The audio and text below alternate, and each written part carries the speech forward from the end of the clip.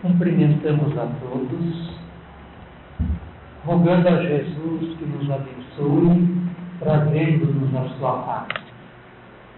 No mês passado, no dia 31, comemorou-se 140 anos da desencarnação de Allan Kardec.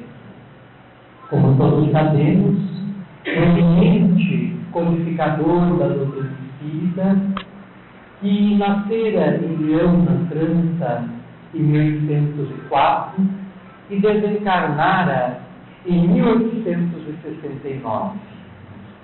Segundo ele próprio escreveu, conheceu a doutrina espírita, ou melhor dizendo, travou conhecimento com os fatos, com os fenômenos que iriam dar origem mais tarde, através da missão desempenhada por ele, a doutrina espírita, no ano de 1854, quando reencontrou um amigo chamado Fortier, que lhe falou pela vez primeira das mesas girantes, as quais se faziam perguntas e misteriosamente, através de movimentos previamente combinados, davam as respectivas respostas, dotadas de lógica e dotadas, algumas vezes, de uma profundidade que desafiava a compreensão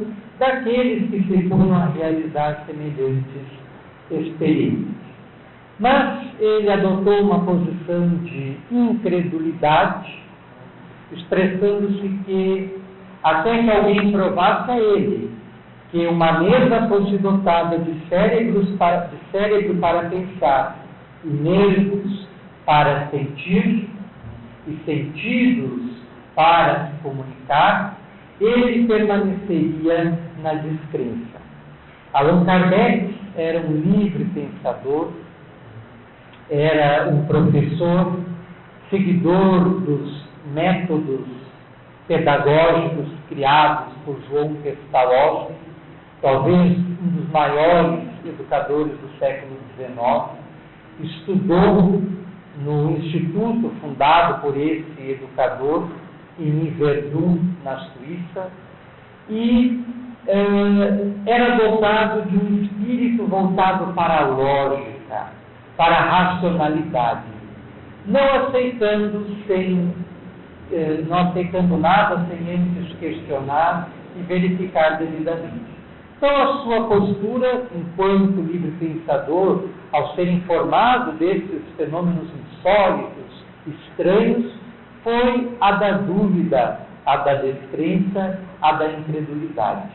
No ano seguinte, em 1855, um amigo de mais de 25 anos, o Sr. Carlotti, mas no qual Allan Kardec, na verdade, chamava-se Hippolyte Léon Denisard Rivail, era o seu nome de batismo. Mais tarde, ele vai adotar o pseudônimo, o nome fictício de Allan Kardec. Segundo uma comunicação recebida posteriormente, seria o nome que ele ostentara numa encarnação passada, no século I, antes da era cristã, onde fora um sacerdote druida que vivera nas Gálias. Na época que o Império Romano, sob o comando de Júlio César, estava dominando essa região que ficava ao norte da Itália. Então, Júlio César domina o norte da Itália, a região das Gálias, habitada pelos gauleses, que tinha uma religião muito sutil, uma religião voltada para a natureza, uma religião voltada para a comunicação com o mundo espiritual, uma religião que professava a pluralidade das existências, a reencarnação, entre outras coisas. E lá, Hippolyte Léon Denisard Rivail foram os sacerdotes, usando naquela ocasião o nome de Allan Kardec. Tinha o nome Allan Kardec. E ele juntamente com os gauleses do seu tempo, foram submetidos por Júlio César. E Júlio César escreveu uma obra chamada De Bello Gallico, da Guerra da Gália, onde ele narra minuciosamente todos os passos que dera até conquistar, até submeter ao domínio romano a região das Gálias.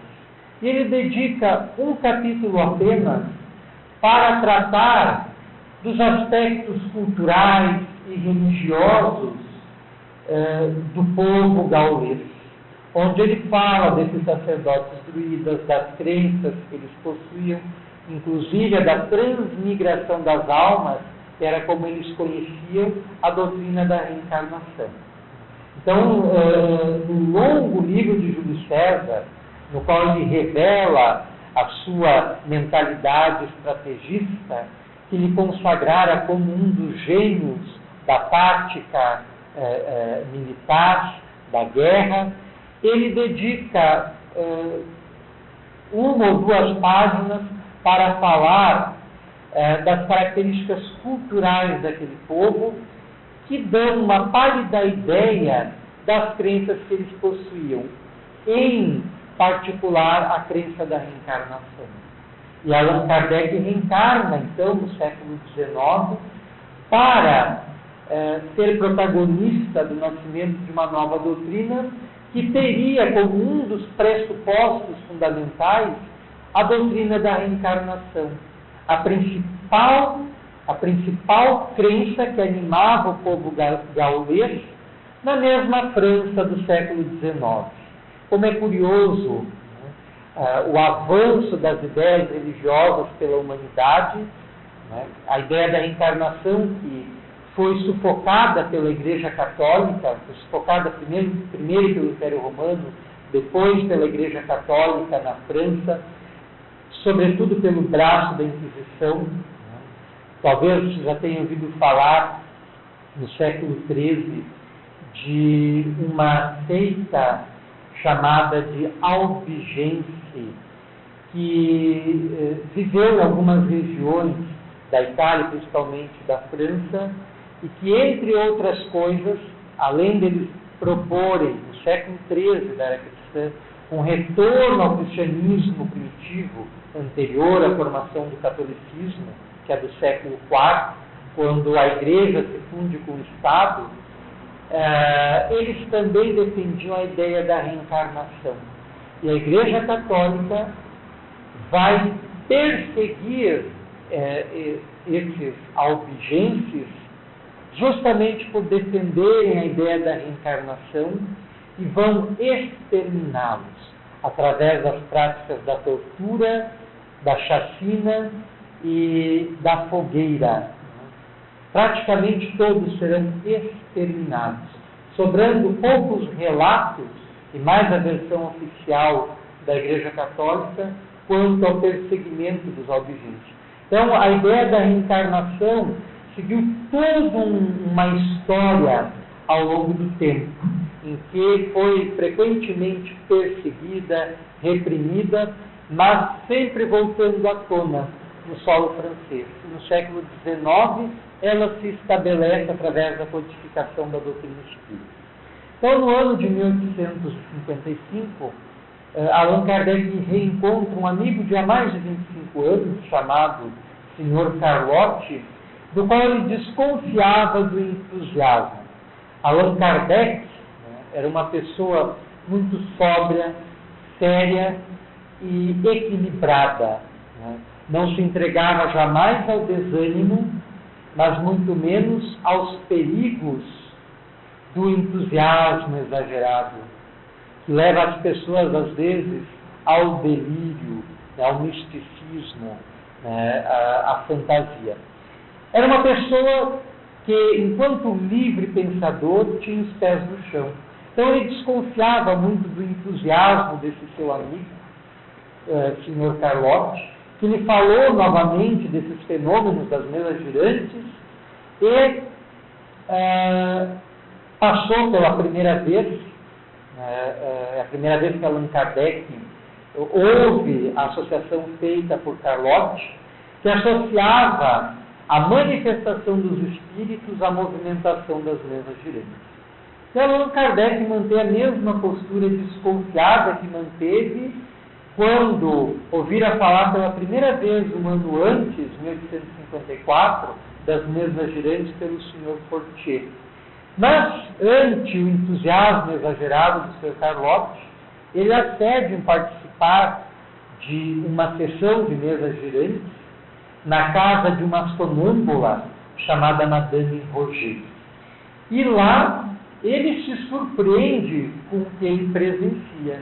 E ele percebe que naquela manifestação ocorrida através das mesas girantes, havia algo de muito sério, algo de muito profundo.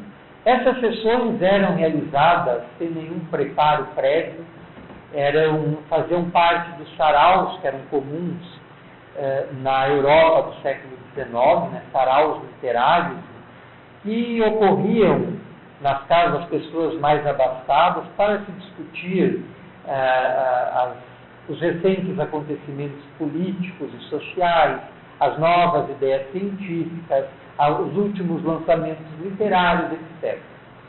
E o espiritismo, né, as manifestações espíritas passam a se intensificar através desses saraus literários, em que as pessoas cediam parte desse tempo para se ocupar das mesas que, entre aspas, miraculosamente, se moviam e davam respostas inteligentes a perguntas feitas. Às vezes, perguntas mentais eram feitas e a mesa se punha a responder. Então, Allan Kardec viu naquilo ali algo de lógico, algo nas respostas obtidas através daquele meio, algo de lógico, de sério e profundo. E passou a se ocupar desses fenômenos. Naquela mesma reunião, ele encontrou o Sr. Patier, que era um funcionário público, com mais de 50 anos, e que estava ocupado de uma forma mais séria que o Sr. Carlotti, com toda aquela fenomenologia, e realizava reuniões mais sérias na casa da Madame Flamy Maison, que também estava presente naquele encontro. E Allan Kardec foi convidado a participar das reuniões que ocorriam na casa da senhora Flamy Maison, onde ele teve o primeiro anúncio da missão que lhe aguardava como arauto de uma nova ordem de ideias que estava destinado a transformar a humanidade por completo. E ali ele conhece a família Baudin e passa a frequentar, além das sessões que ele estava participando, as sessões realizadas na casa da família Baudin, onde as filhas do Sr. Baudin, Julie e Caroline, que possuíam respectivamente 14 e 16 anos de idade, eram as medianeiras. E elas usavam a chamada cesta de bico, uma pequena cesta de vinho, a qual era adaptado um instrumento, uma espécie de lápis, que era apoiado sobre uma ardósia. As antigas lousas que se utilizavam nas escolas e que hoje são artigos de museu. E as duas meninas, ao mesmo tempo, debruçavam as mãos sobre a ardósia, sobre a cesta, e a mesma punha-se movimentar e a traçar caracteres na ardósia. E através desse processo, que Allan Kardec vai preparar uma série de questões que estavam encadeadas, logicamente, umas decorrendo das outras, e que ele preparava em casa antes da sessão e propunha aos espíritos que lá se comunicavam, principalmente o espírito Zéfiro, que era o protetor espiritual da família Baudin e que lhe revelou a existência na condição de druida e o nome que tivera na época como Allan Kardec. Ele usou mais tarde para assinar as obras que ele passaria a escrever enquanto codificador de uma nova doutrina, fazendo distinção das inúmeras obras que ele publicara antes, enquanto professor, enquanto educador, enquanto livre pensador. E essas perguntas organizadas por ele se transformaram no Livro dos Espíritos, que é uma obra extraordinária. E ali nós percebemos a genialidade do codificador da doutrina espírita, porque ele possui um poder de síntese muito grande que está expresso ali naquela obra. O Espírito Bezerra de Menezes disse através do médium baiano, Divaldo Pereira Franco, que 100 anos de estudo intensivo e continuado do Livro dos Espíritos seria insuficiente para penetrar nas profundezas dessa obra grandiosa. E essa entidade veneranda, Bezerra de Menezes, está coberta de razão. É uma obra que merece a nossa leitura, o nosso estudo, o nosso exame sério. E Allan Kardec a dividiu em 4 partes. A primeira parte das causas primeiras, a segunda parte do mundo espiritual, a terceira parte das leis morais e a quarta parte das esperanças e consolações. A segunda parte, intitulada do mundo espiritual, do mundo espírita, o primeiro capítulo dessa segunda parte é intitulado dos Espíritos. Trata especificamente do que é o Espírito, do entendimento que a nova doutrina tem dos Espíritos. O segundo capítulo trata da encarnação dos Espíritos. O terceiro capítulo tem um título mais extenso: da volta do Espírito, extinta a vida corpórea à vida espiritual. Trata da desencarnação. O quarto capítulo traz o título da pluralidade das existências. E o quinto capítulo, da mesma forma, considerações sobre a pluralidade das existências, em que Allan Kardec trata da reencarnação. No sexto capítulo, Allan Kardec trata da vida no mundo espiritual. E por aí vai, até completar os 9 capítulos que formam a segunda parte. Mas observem o método que ele seguiu na exposição das matérias. Primeiro define o que são os espíritos, os seres inteligentes do universo, como está lá na questão 76 do Livro dos Espíritos. Depois trata da encarnação desses espíritos, do processo desencarnatório, do processo reencarnatório, de como é a vida na espiritualidade e por aí vai. Então, o Livro dos Espíritos como um todo segue um plano metodológico que é impecável e assombra até hoje os estudiosos desta obra, que marca o nascimento da doutrina espírita. A doutrina espírita não existia antes do Livro dos Espíritos. Existiam as manifestações espíritas, as mesas girantes, as comunicações através dos médiuns, etc. Mas a doutrina espírita não.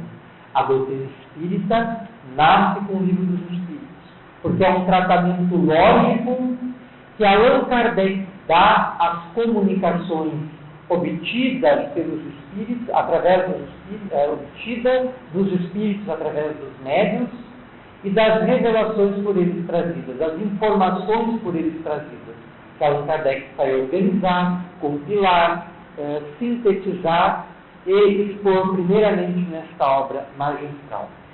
E nós gostaríamos de tratar de 3 questões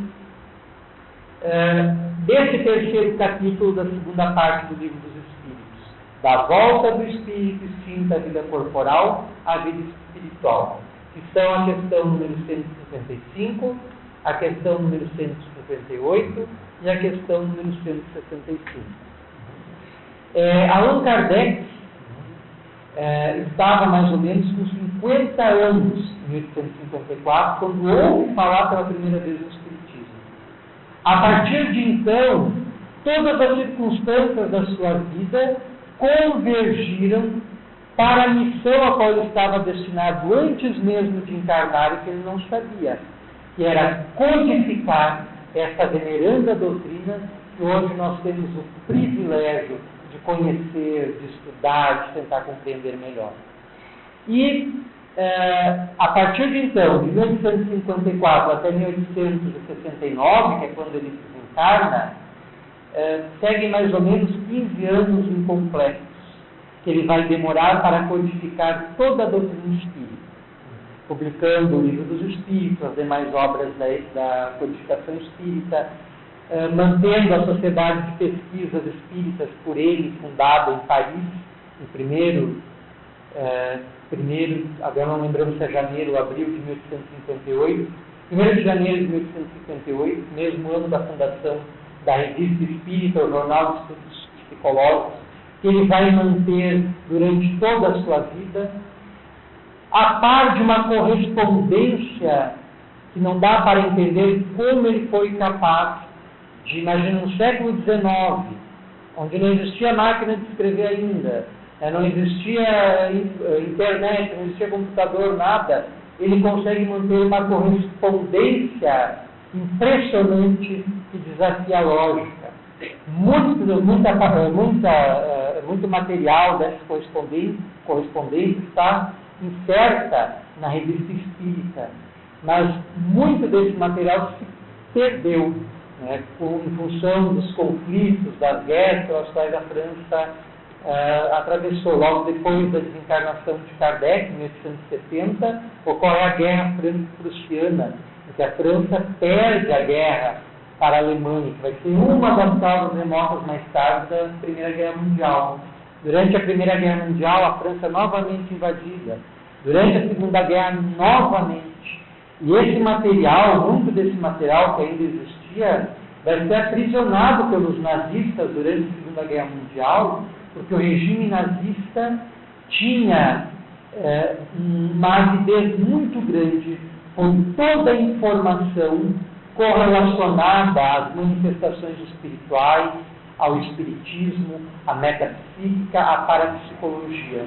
Porque Hitler realizava reuniões mediúnicas e nas quais, certamente sofrendo uma influência muito grande das regiões umbralinas, ele ensandeceu, crendo-se um missionário de caráter político que uniria toda a Europa sob o novo império, ressuscitando das cinzas o antigo Império Romano, formando o que ele batizou de Terceiro Reich.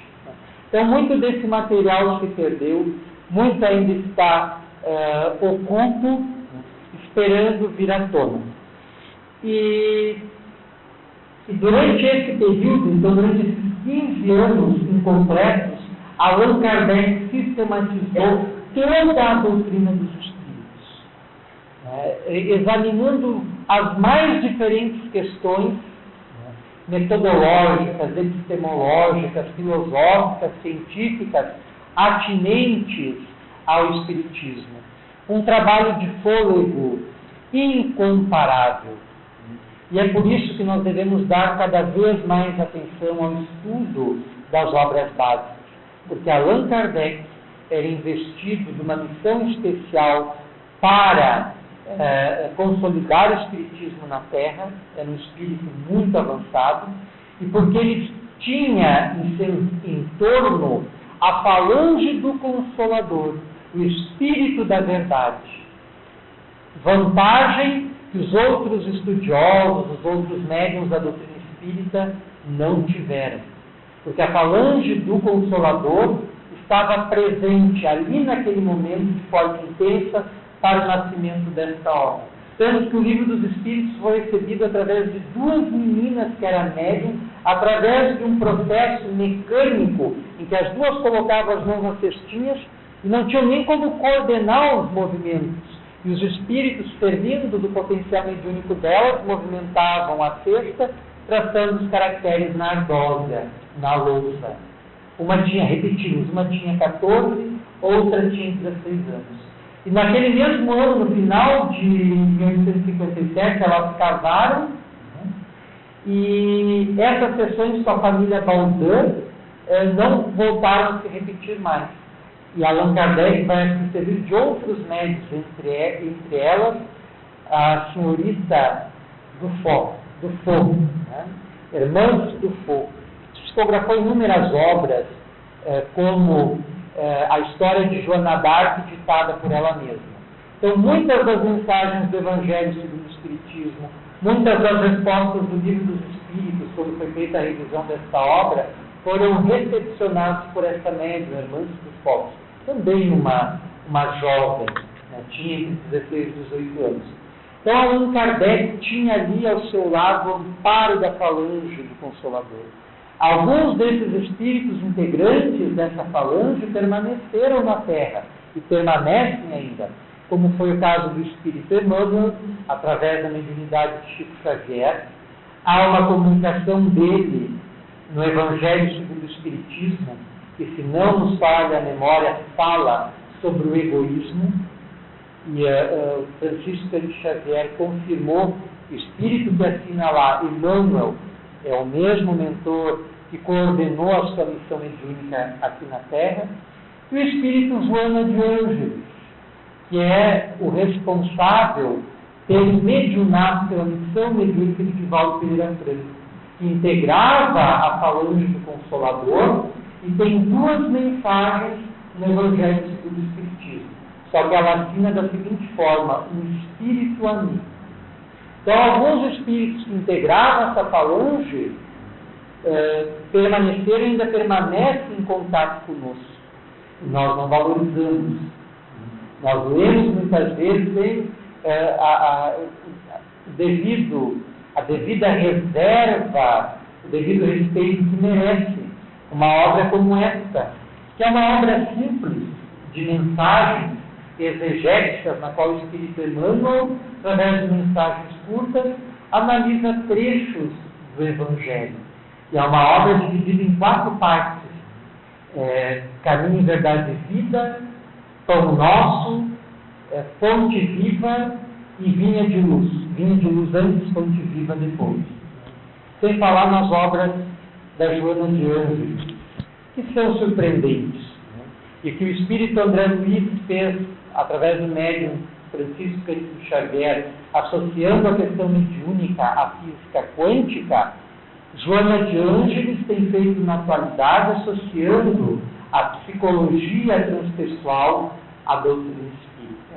Então, são missões, né? A missão do Consolador, a missão do Espiritismo prossegue, embora não tão intensa quanto nos dias do Codificador. E repetimos, no espaço inferior a 15 anos, ele construiu a obra monumental do que hoje nós chamamos de Espiritismo. Nós, às vezes, estamos na doutrina espírita há décadas já e não temos feito muito. Então, nos compete refletir. É claro que isso é fruto das grandes almas. Observemos Jesus em 3 anos de uma missão sublime, ele renovou a face da terra, trazendo a mensagem mais sublime do amor de que se tem notícia. Então, apenas em 3 anos, ele sintetizou a mensagem mais bela, mais elevada que se conhece sobre a terra. Então, gostaríamos de fazer rapidamente uma reflexão sobre essas 3 questões do Livro dos Espíritos. A questão 155, Allan Kardec pergunta aos espíritos como se opera a separação da alma e do corpo. Os espíritos dão uma resposta sucinta, bem curta. Rotos os laços que a retinham, a alma se desprende. Uma resposta bem simples, mas que responde à pergunta feita pelo codificador. Rotos os laços que a retinham, que a prendiam no corpo, a alma se desprende. O que são esses laços que prendem a alma, que é como o Espiritismo chama o espírito encarnado, ao corpo físico? Que laços são esses? Na época da codificação, os espíritos referiram-se ao corpo espiritual, que Allan Kardec chamou de perispírito, e há laços fluídicos que mantêm o corpo espiritual conectado ao corpo físico, sem entrar em grandes detalhes, porque a própria ciência médica da época não comportava maiores desdobramentos. Quando o Livro dos Espíritos surgiu, para nós termos uma ideia, Darwin nem tinha publicado o seu livro A Origem das Espécies, na qual estaria consagrada a tese do evolucionismo. Ele publicaria 2 anos depois, em 1859. E no Livro dos Espíritos já está implícita a ideia de evolução, de transformação do ser espiritual. Os Espíritos falam, do átomo ao arcanjo tudo se encadeia. Então, no século XIX, no início da segunda metade desse século, embora o avanço das ciências, das indústrias, das tecnologias fosse acelerado, ainda era um avanço reduzido para os padrões de hoje. Então, os espíritos não tiveram como abordar de forma tão aprofundada as questões, porque faltava algumas questões, porque faltava a humanidade preparo intelectual. Nós temos hoje. Então, logo depois, os espíritos começaram a falar de centros de força, como é o caso do espírito André Luiz. Na obra Evolução em Dois Mundos, usa a expressão centros de força, para caracterizar esses laços que prendem o espírito ao corpo físico. Mas é algo conhecido desde a mais alta antiguidade pelo hinduísmo e pelo budismo e pela medicina tradicional chinesa, que eles chamam lá na Índia de chakras. A palavra chakra significa roda. E eles tradicionalmente apontam 7 chakras como sendo os principais, e cada um desempenhando uma função específica na ligação do corpo espiritual ao corpo físico. Seriam o chakra básico, o genésico, o chakra solar, o esplênico, o cardíaco, o laríngeo, o frontal e o coronário. E esses seriam os principais laços fluídicos que prenderiam o espírito ao corpo físico através do perispírito. E os laços que aos poucos se rompem são esses centros de força que, por ocasião do decesso, por ocasião da morte, vão se desligando, se desacolchetando e liberando aos poucos o espírito para a nova vida. Na mesma questão ainda, na questão 155, na letra A, uma subpergunta, Allan Kardec pergunta se essa separação é brusca, se ela ocorre de uma forma violenta ou é mais ou menos demorada. Os espíritos dão uma resposta um pouco mais desenvolvida e encerram ela da seguinte forma: os laços se desatam, não se quebram. E eles querem dizer com isso que a passagem da vida deste plano para o outro se dá de uma forma sutil, se dá de uma forma lenta, se dá de uma forma gradual, excetuando alguns casos de morte violenta, através de um acidente, etc., em que as condições das circunstâncias são outras. Mas no processo natural, pelo desgaste, envelhecimento do corpo, ou pela ação das moléstias, esses laços vão se enfraquecendo aos poucos, vão se rompendo. O espírito André Luiz, na obra Obreiros da Vida Eterna, em que ele trata de 5 casos de desencarne, o primeiro caso de desencarne tratado pelo espírito André Luiz é o caso de Dimas, que era um médium dotado da faculdade da cura, da psicofonia ou incorporação e também da vidência. E ele, embora fosse muito pobre e levasse uma vida muito difícil na companhia da esposa e dos filhos, manteve-se fiel ao seu trabalho mediúnico até as suas últimas horas na Terra. E esse trabalho, inclusive, apressou o seu desenlace, o seu desencarne. E André Luiz integrava uma missão. formada, uma pequena equipe, né, formada por 4 espíritos. O chefe da missão, o instrutor espiritual, chamado Jerônimo, Hipólito, que for um padre na sua última encarnação na Terra, Luciana, que for uma enfermeira na sua última encarnação terrestre, e ele, André Luiz, que for um médico na sua última encarnação. Abrindo um parênteses, nessa obra Obreiros da Vida Eterna, é a primeira vez que André Luiz aparece como um missionário, um trabalhador. Nas obras anteriores, Nosso Lar, Mensageiros, Missionários da Luz, ele está na condição de um mero aprendiz. No Obreiros da Vida Eterna é a primeira obra em que ele aparece como um trabalhador da espiritualidade. E ele está integrando essa missão que vai tratar do desencarne dessas 5 pessoas. Uma delas é o Dimas, de quem estávamos falando. E então ele descreve todo o processo do desencarne. A moléstia dele estava muito avançada, ele já estava no estado de perturbação, e André Luiz e Jerônimo lhe aplicam passos longitudinais para lhe dar uma melhora fictícia, aparente, para que a família pudesse sair da presença dele, uma vez que a esposa e os filhos estavam do lado dele, pedindo para que ele ficasse, dificultando o seu desprendimento. Observe o nosso despreparo, mesmo nós, que somos espíritas, na frente à questão da morte. Então, a família, em torno do moribundo, ao invés de colaborar para um desligamento mais tranquilo, estava dificultando o mesmo, através dos elos emocionais que os prendiam.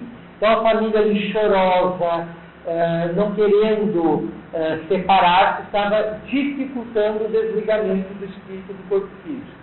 Então, o que os espíritos fazem? Isso é bem comum. Quem teve algum familiar que desencarnou nessas circunstâncias, pode ter constatado uma melhora súbita antes da desencarnação, antes da morte. Isso é muito comum. É uma tática, uma medida usada pelos mentores espirituais para facilitar o desencarne. Então, Dimas adquire uma melhora fictícia, e a esposa, então, sai ali do leito, vai descansar, os filhos também, e Dimas pode repousar. E aí começa a operação do desencarne. E aí Jerônimo esclarece que de todos os centros de força que conectam o espírito ao corpo, existem 3 que são mais importantes, que é esse centro localizado na região abdominal, que é o centro solar, que é o chakra solar, a região torácica, concentra as emoções, o sentimento, a vontade, e o centro cerebral. E que a desencarnação, o desligamento desses elos é feito dos calcanhares até o cérebro, se concentrando nesses centros principais. Então, André Luiz narra que Jerônimo primeiro foi desconectando, desligando o centro da região abdominal, o centro solar, e à medida que Jerônimo fazia isso, André Luiz observava uma espécie de substância leitosa que era exteriorizada. Quando Jerônimo desconectou o centro cardíaco, André Luiz verificou a mesma coisa, uma espécie de substância leitosa, esbranquiçenta, se exteriorizava no exato momento em que ele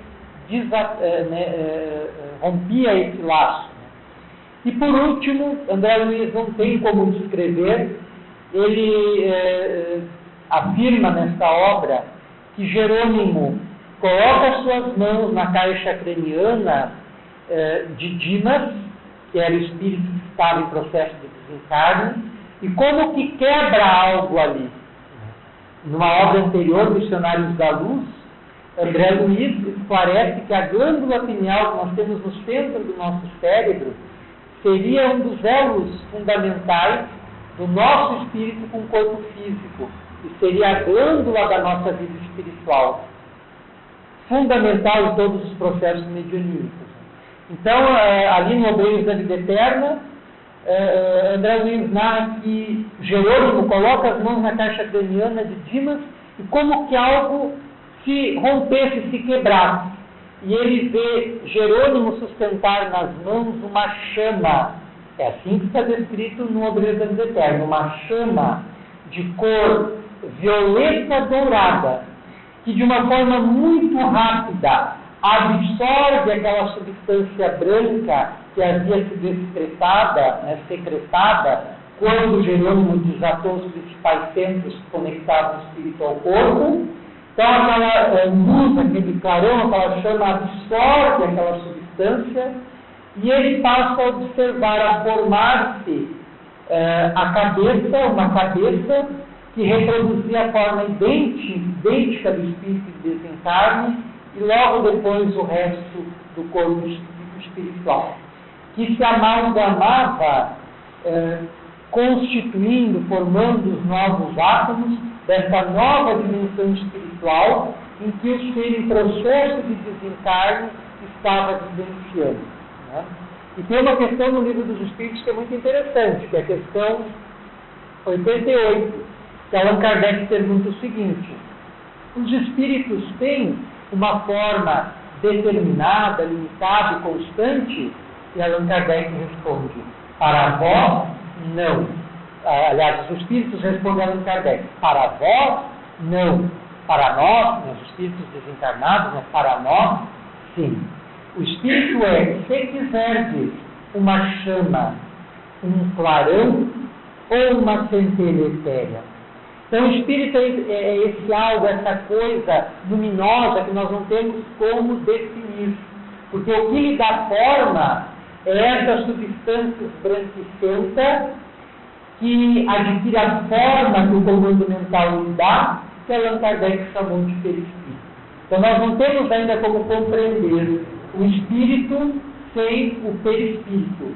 Embora André Luiz fale de outros corpos, como o corpo mental, no decorrer das suas obras, e ao longo da nossa trajetória evolutiva, um abandono do corpo espiritual, perispírito, para ostentarmos apenas esse corpo mental. Mas isso é um tema bem complicado e que exige o ingresso nos grupos de estudos, nos versos, para ser devidamente estudado.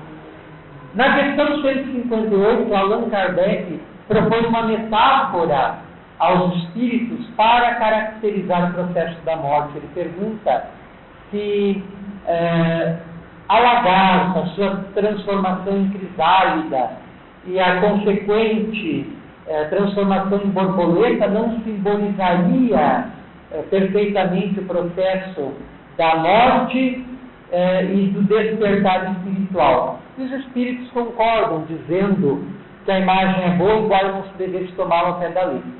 Mas é uma metáfora muito bonita, porque a lagarta que rasteja na terra, está voltada para a terra, ignora a sua destinação como borboleta.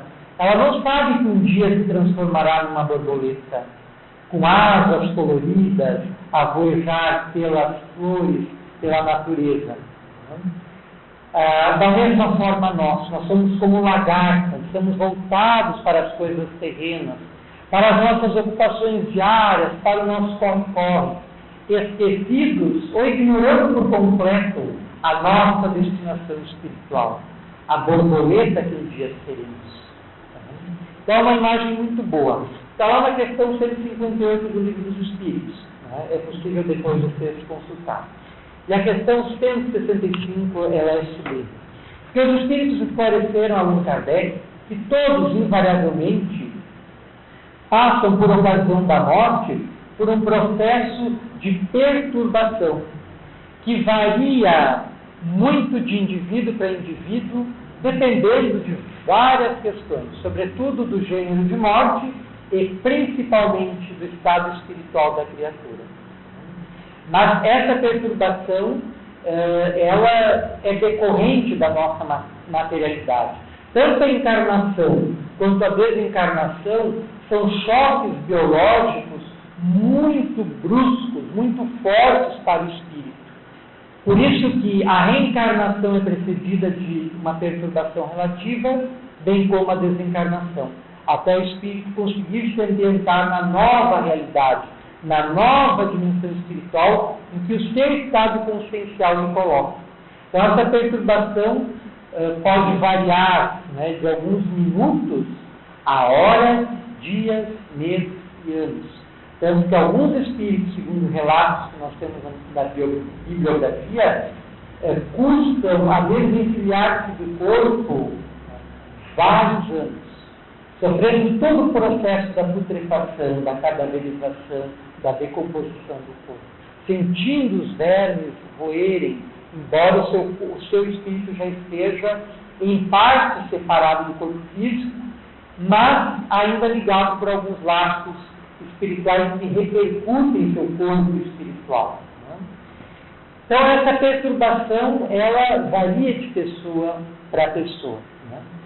E Allan Kardec pergunta, é uma pergunta muito inteligente do codificador. Ele pergunta assim: o conhecimento do Espiritismo exerce alguma influência sobre a duração mais ou menos longa da perturbação? Allan Kardec está perguntando se quem conhece o Espiritismo, quem sabe da imortalidade da vida, da reencarnação, da comunicação espiritual, etc., quem tem esse conhecimento consegue desencarnar de forma mais fácil. É isso que Allan Kardec quer saber. E os Espíritos respondem da seguinte forma: influência muito grande. Por isso que o Espírito já antecipadamente compreendia essa situação. Mas a prática do bem e a consciência pura é que exercem influência maior. É uma resposta muito interessante, porque eles esclarecem que o conhecimento da realidade espiritual exerce uma influência muito grande sobre o processo de desencarnação, que nesse livro O Verbo da Vida Eterna é aprofundado, sugerimos a leitura a todos, para aqueles que ainda não leram. Ele trata, no caso, de um religioso ligado ao catolicismo, que era uma pessoa muito bondosa, praticou bem na terra, realizou muitas obras caritativas, mas ele não compreendia a realidade espiritual, como Dimas compreendia. E mesmo Dimas compreendendo essa realidade, teve muita dificuldade para desencarnar, sofrendo o impacto emocional da sua ligação com a esposa, com os filhos, com a parentela, com os amigos. Inclusive, no momento do velório. É uma descrição brilhante que o tempo não nos permite fazer. E na desencarnação desse religioso católico, quando ele desencarna, ele tem muita dificuldade para compreender a realidade espiritual, porque as ideias religiosas a qual estavam ligados eram limitadas quanto ao conhecimento do que nos espera após a morte. Então, os espíritos estão certos na sua colocação de que o conhecimento das coisas espirituais exerce uma influência muito grande sobre o processo do desencarne, mas o que é mais relevante é a conduta reta, a prática do bem, como eles dizem, e principalmente a consciência pura, a consciência do dever cumprido. Isso é que faz diferença na nossa situação pós-morte, na nossa situação depois da morte. Quando Allan Kardec desencarnou, em 1869, com 75 anos incompletos, ele deixou muitas obras inacabadas, que foram condensadas pela sua esposa, Amélie Gabrielle Boudet, e por um dos seus continuadores imediatos, passou a redigir a Revista Espírita na sua ausência, P.G. Lemarié, e eles organizaram alguns desses escritos nesta obra, Obras Póstumas, que é pouco lida pelos espíritos e que precisa ser lida, devorada, compreendida, porque há muitos documentos sobre a história do espiritismo aqui. Como todo relato histórico que fizemos no início da nossa fala, extraímos daqui obras póstumas. E logo após uma breve biografia do codificador, há um discurso que foi feito por um dos amigos diletos de Allan Kardec, o astrônomo Camille Flammarion, que deixou inúmeras obras maravilhosas, tanto na área da astronomia e principalmente na área do espiritismo, que também são pouco lidas, pouco conhecidas do público espírita, como Deus na Natureza, o Desconhecido, os Problemas Psíquicos, Urânia e outros. São obras fantásticas, né? E que são esquecidas, ignoradas, e não deveriam, porque elas são doutrinariamente muito mais ricas, muito mais elaboradas do que muitas obras que nós estamos aí habituados a ler.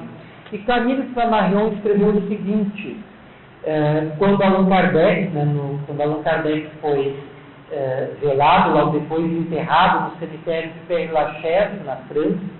O seu túmulo é um dolmen, né, que era a construção dos antigos druidas, né, eles tinham essa prática, né, de construir tanto os seus templos, né,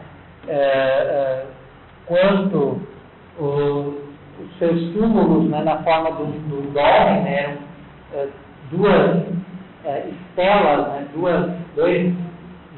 quatro pilastras estendidas com uma pedra sobre ela. E este é o túmulo de Allan Kardec, é um dos mais visitados na França até os dias atuais, né? Todo dia esse túmulo é visitado. E ali, Camille Flammarion profere o seu célebre discurso em homenagem a Allan Kardec. Nós queremos tomar a liberdade, embora já extrapolando um pouco o tempo, apenas para concluir a nossa fala, ler o final desse discurso. Então, Camille Flammarion escreve, ele dedica esse discurso a Allan Kardec. É um discurso longo que merece ser lido.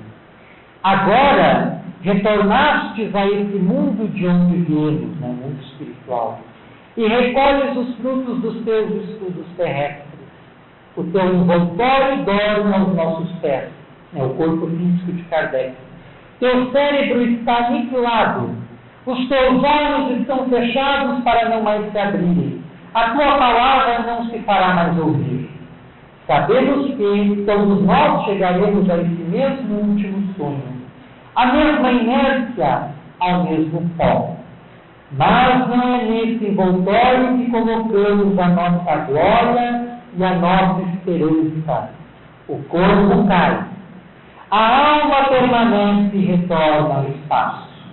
Então nós nos vemos, nesse mundo menor, e no céu imenso onde se exercerão as nossas faculdades, as mais poderosas, continuaremos nos estudos que não tinham sobre a terra senão um teatro muito estreito para contê-los. Gostamos mais de saber esta verdade do que crer que tudo jaz inteiramente nesse cadáver e que a tua alma haja sido destruída pela cessação do funcionamento de um órgão. A imortalidade é a luz da vida, como esse brilhante sol é a luz da natureza. Até breve, meu caro Allan Kardec. Até breve, Camille Flammarion. Então, com o trecho final desse discurso de Camille Flammarion, nós gostaríamos de encerrar a nossa fala, rogando a Jesus que nos abençoe, que nos ajude em nossa caminhada terrestre, a cumprirmos os nossos objetivos encarnatórios, para que a nossa desencarnação seja a mais tranquila possível, tendo uma perturbação diminuída, atenuada pela prática do bem, pelas ações nobres, pela perseverança nas causas sublimes, pela conduta reta. Que Jesus nos abençoe, promova o nosso crescimento em todos os sentidos, em todas as áreas da nossa vida e principalmente nos conceda a graça, o benefício da sua paz, permitindo que trilhemos a terra firmes em nossos propósitos e cumprindo as nossas obrigações morais.